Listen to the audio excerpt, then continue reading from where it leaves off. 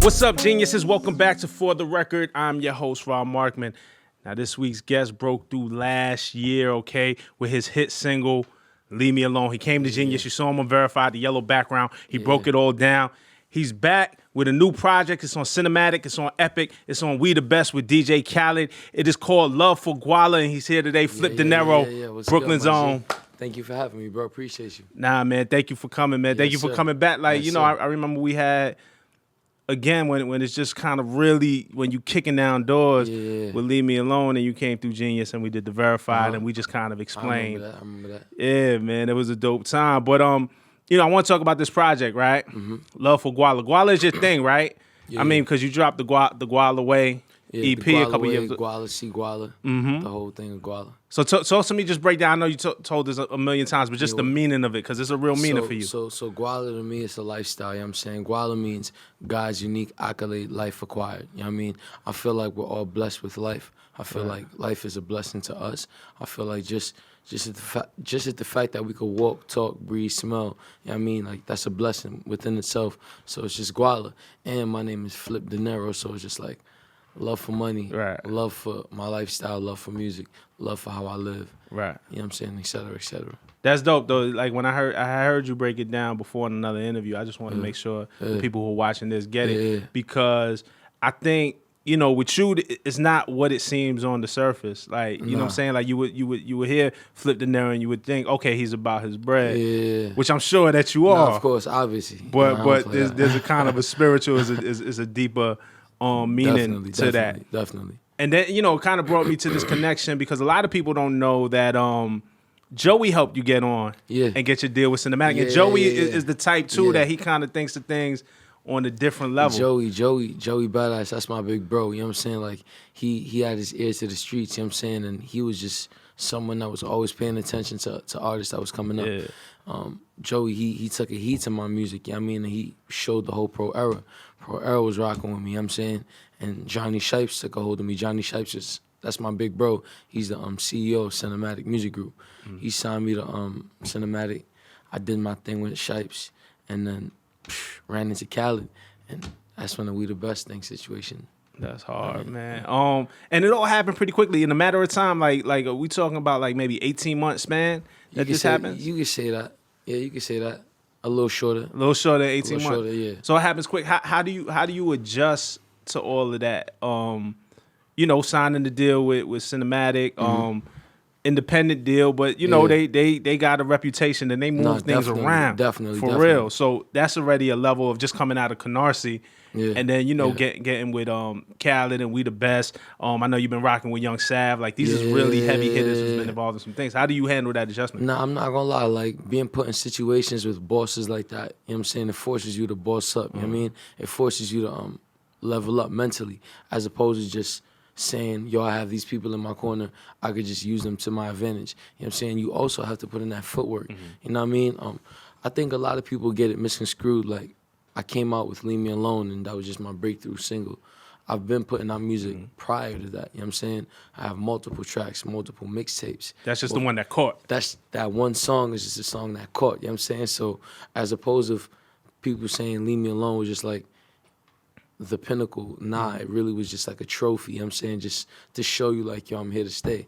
So yeah, being put around people like that, it definitely forces you to boss up, you know what I'm saying? So for you mentioned Leave Me Alone as a pinnacle, almost like a reward for the groundwork that you laid in before. I mean, let's just talk about it. It drops, it grows. It's like this local hit in New York, and I think if you was around New York, you knew the record, and then it builds and builds and builds. I wasn't at the time. Yeah. Like when it took flight, I was on tour. Oh, word. Yeah. So how did that feel? Like, so it was a good feeling, you know what I'm saying? Because I kept getting calls from all my people. It was like, yo, your song is on the radio, your song going crazy. So you ain't even get to really experience it, just coming from a kid from Canarsie, Brooklyn, like what it means to have your record played on Hot 97 or have Self blast off on Power 105. You wasn't around when that first started happening. Nah, I wasn't around, but honestly, I felt good. You know why? Because when your mother and your father calls you like, yo, I hear your song on the radio, it's a different feeling. So that's all. I mean, look, that was the reward. That was the reward within itself. You know what I'm saying? We talking about the top 20 record on Billboard Hot 100. We talking about a platinum record. We talking about when you was performing in the BET Hip Hop Awards. Double platinum. Double platinum. Excuse me, double platinum record. Let me not fuck that up.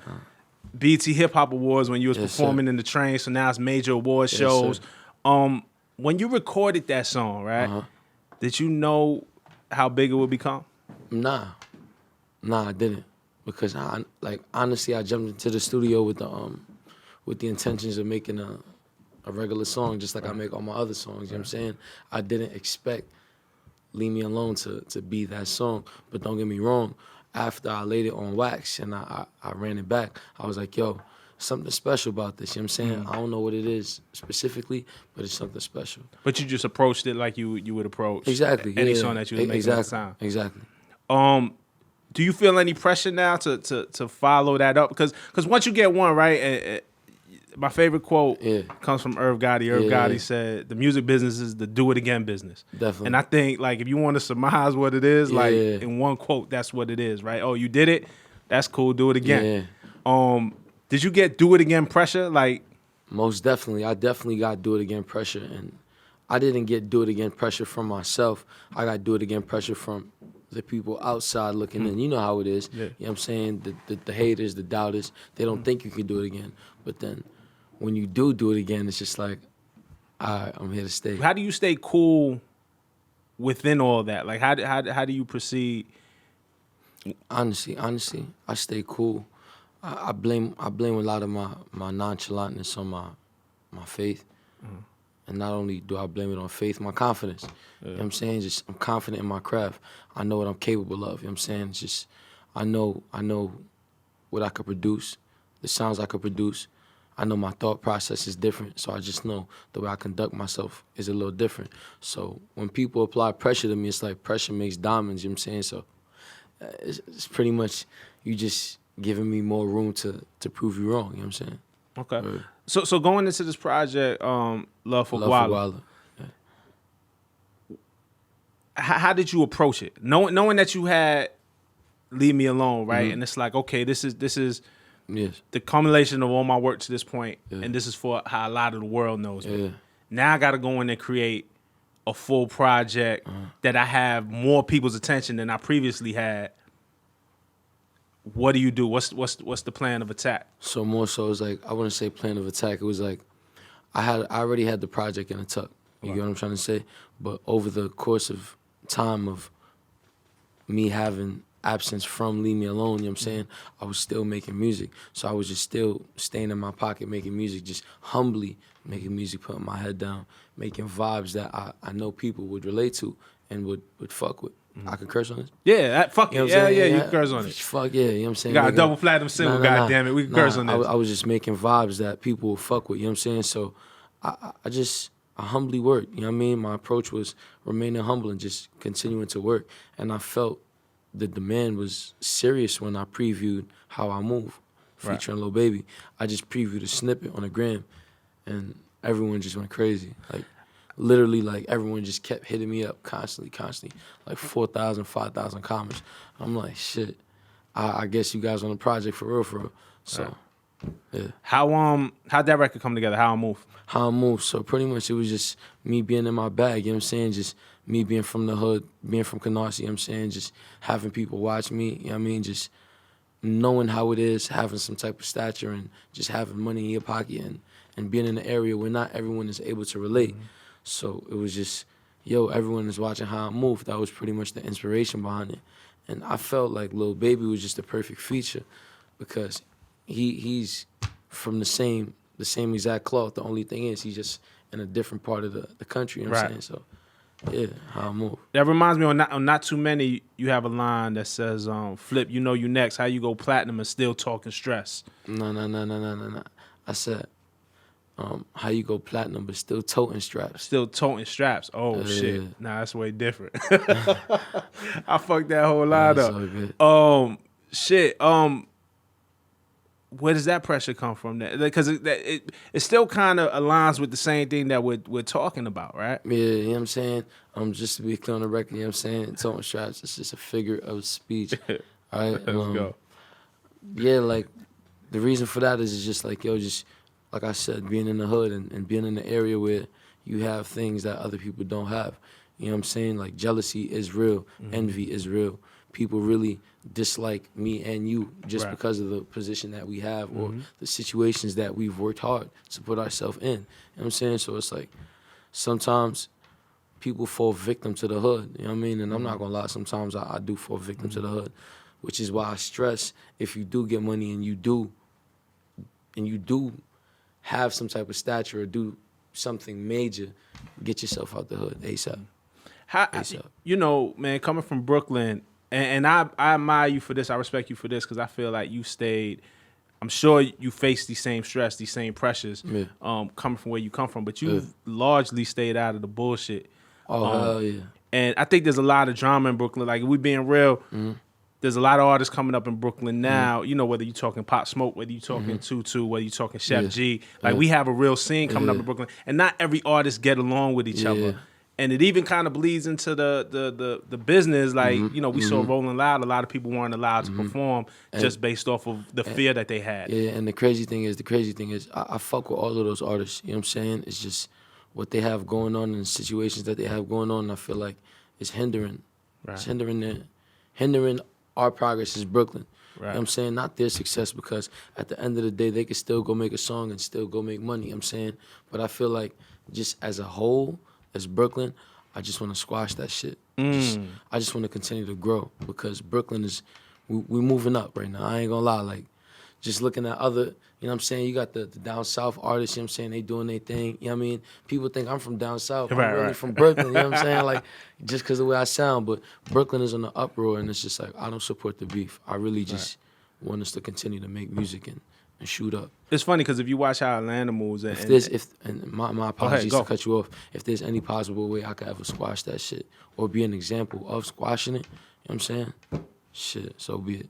Nah, that's dope. Yeah. Like, I really, really respect that, man, because, I mean, even in Atlanta, I'm sure that there's artists that have problems with one another. Like, you'll end up hearing about it down the line, but and things get serious. But I think for the most part, it doesn't stop them from working and building what they got to build and supporting Never. and putting on for their You know city. what I'm saying? Because money don't stop. Right.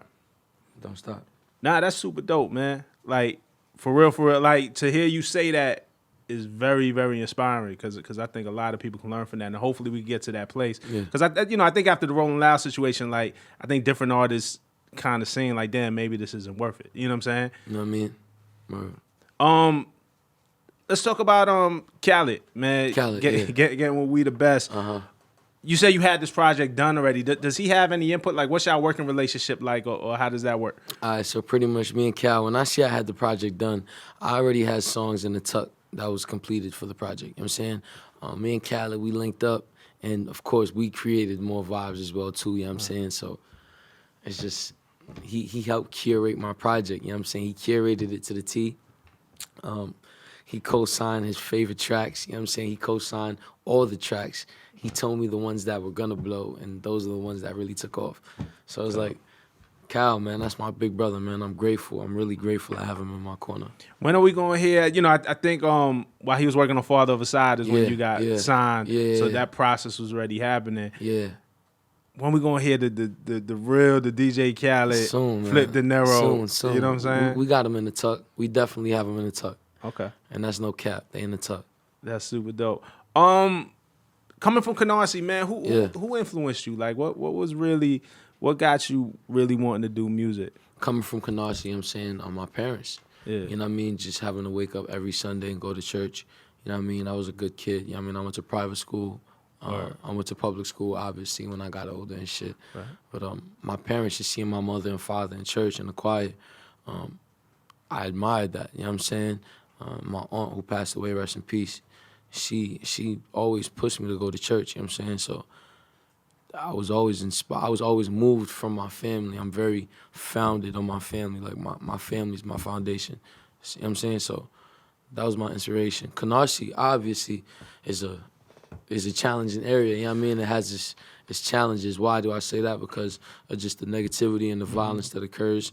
But you know what I mean? When you really put your head down and just work and stay humble and stay grounded, everything will unfold. It's dope. And me being from Brooklyn, obviously, if you from the borough, if you from New York, you know about your neighborhood. You know what it and is. the reputation that they have. I You know feel what it like is. hip hop as a whole, when they think of Brooklyn, a lot of times they think of Bed-Stuy. Yeah. You know, they think of Marcy. Like, you know, these are where the biggest rappers are from in Brooklyn. But it's really, it's all Brooklyn, but it's a different, it's a different type of thing. First of all, it's almost cut off. It's almost like its own.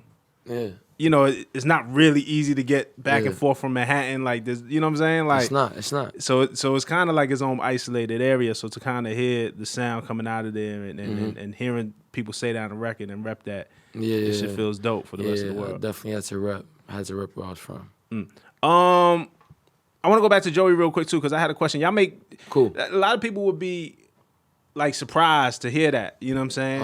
I think it makes a lot of sense, especially if you come from Brooklyn. But y'all kind of make two different styles of music, but y'all kind of don't. You know what I'm saying? Like, would there ever be collaborations? Like, would that make sense on the record? The crazy thing is, me and Joey, we got a couple. Listen, man, I don't want to talk too much. Come on, man. All right, but look, Joe, my fault, bro. Yo, we got a couple tracks in the tuck. You know what I'm saying? Me and Joe, we have a very strong relationship, and it's like the way the music went about. It was you know, Joey, he's very lyrical. You know what I'm saying? He's a lyricist. You know what I'm saying? Me, I melodize. You know what I'm saying? But I also do poetry. So the lyrical side kicks in too. You know what I mean? I caught Joey's attention just through my uniqueness. You know what I'm saying? But just off the fact that he heard I could actually spit and like I was really rapping, you know what I'm saying? He was just like, oh shit. Like, yo, I fuck with you. He gave me the co-sign, like, yo, I fuck with you. Like, yo, let's link up, pull up to the studio one time. You know what I'm saying? And then me pulling up to the studio, I met Shipes, and Shipes was like, yo, I fuck with you. And then from then on, they just curated the kid, you know what I'm saying? Help build Flipp. It just goes. What's your process like for making music? Like, you talk about the melody, but you could really spit as well. I seen the interview with you where you said Jadakiss one of your favorite rappers of all time. So I feel like you don't have Jada as a favorite, and you can't spit. You know what I'm saying? Jada is one of my favorites. You know what I'm saying? He got this. I don't know if you let me spit this shit now. Oh, you want to go for it? Nah. So hold it. We're gonna hold it. I'm just shy. Fuck it. You want to do it? Yeah, because it's just on my brain right now. Let's go. Listen. It was this verse from Jadakiss, Still Feel Me.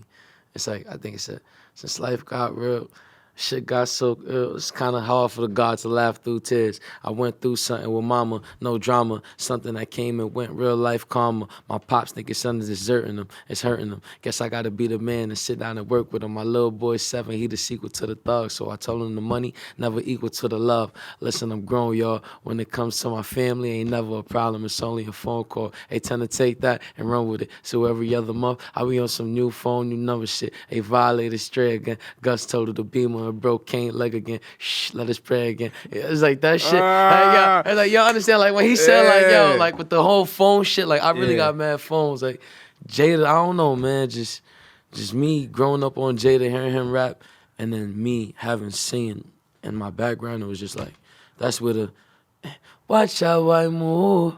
You say, hey, really don't take, but it got big rocks. Fans in the whip through the dash from the, you know what I'm saying? It's still spit. The flows is there. The wordplay is still there. Nah, I get it. We was gonna say that to the end, man. You know that always comes at the end of the show. But we was on the topic, so that works out perfectly. Every week, new phone, new number shit, man. That shit was real, bro. So you start to relate. Was there any other things like, because we hear things, right, from rappers coming up, and it just sound like rap lyrics, right? Like it just kind of sounds like some dope shit. Yeah. But once you start to get in a position, a lot of that shit comes true. So it's like that lyric might not hit you hard until you actually go through it. Like, man, I really got to be on some new number shit. I ain't gonna front, and that's why I still back and listen to that song, because it's just like, damn. Is there any other things that you might have heard as a kid coming up and you get it now that you're in a position, like you might have felt like what a Hove was going through, or a Kiss, or a 50 or something like that? Man, 50. Yeah. Many men. Yeah. Wish that it's upon like that. me. Blood in my eyes, dog, and I can't see. I'm trying to be what I'm destined to be. But niggas trying to take my life away. I just felt that. I feel it. It's real like that. That's fucked. It's kind of sad though, because again, you such a cool cat and you spread positivity, but this is really how you feel. It is what it is. It's the game. That's crazy.